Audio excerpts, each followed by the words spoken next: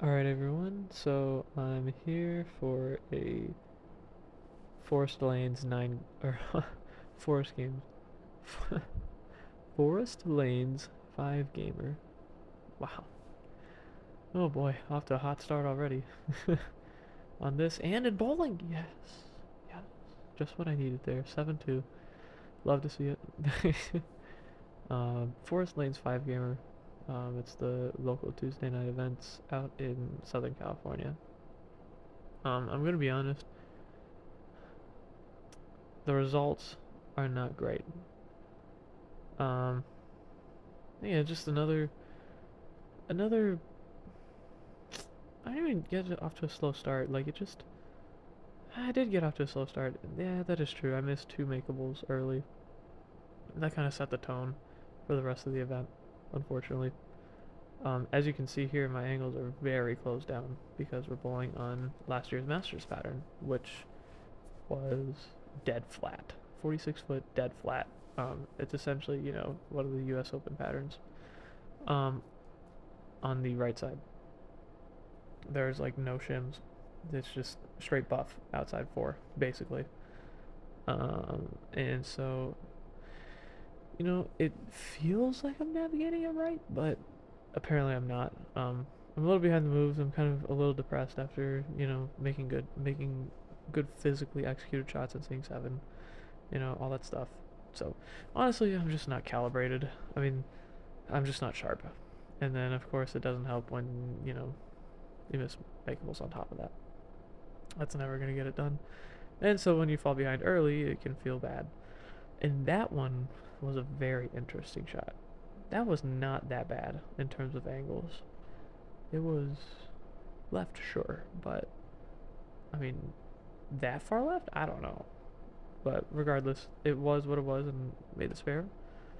Um, yeah, I will say, if you gave it any belly on this pattern, as one of the guys who bowled on this afterwards, somebody who I talked with, they put out the same pattern and they bowled on it afterwards, the next day.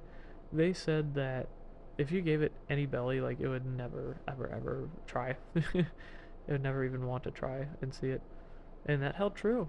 I mean, you know, like if you got it right early, you were just screwed. There was, yeah, your ball had no hope unless you got it so far right that you got it into the buff, and then you could, have it read off that spot, which some people did, but again, very inconsistent, very like problematic at times.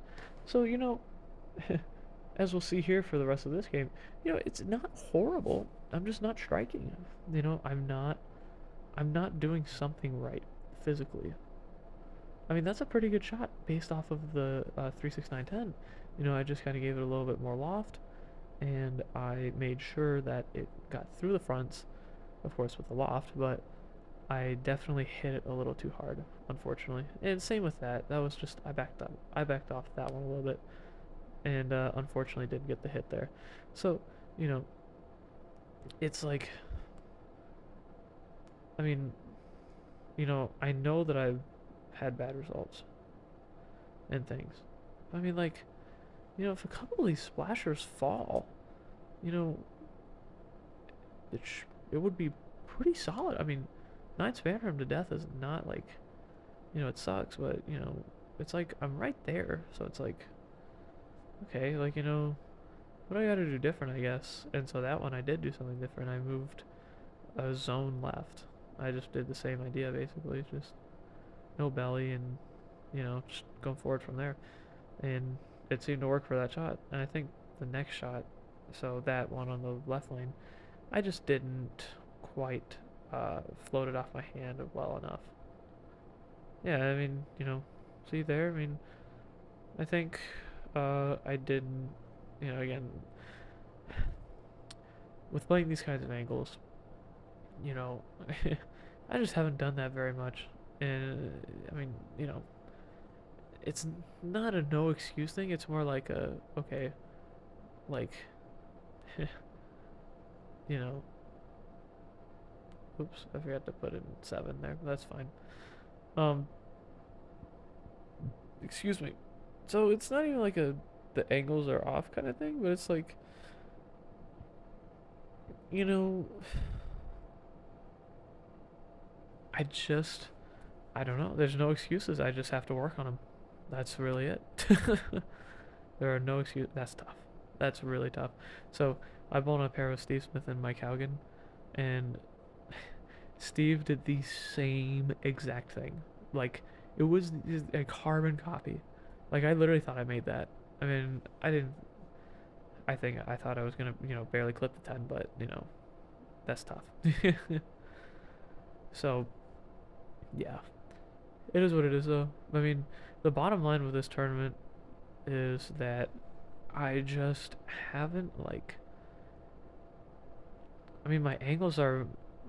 I'm not confident playing these angles. I mean, that's really the what it comes. Realistically, that's what it comes down to.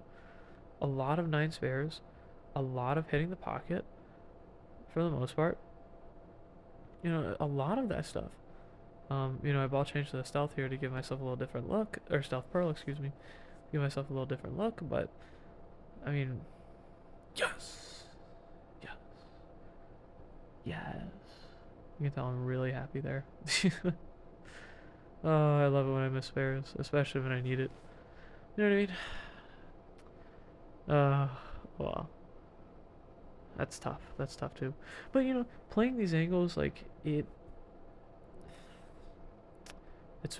tough because you want to give it away because you're like, oh my gosh, I'm so close, I'm so close.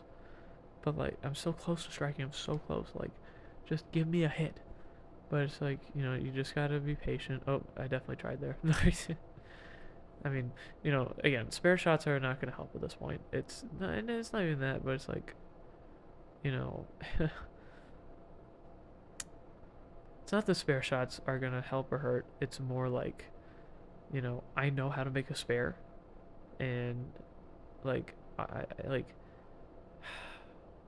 I don't know. The best way I can describe it is like, no, no. The best way to describe it is, you know, I need to figure out first ball, and that's the bottom line.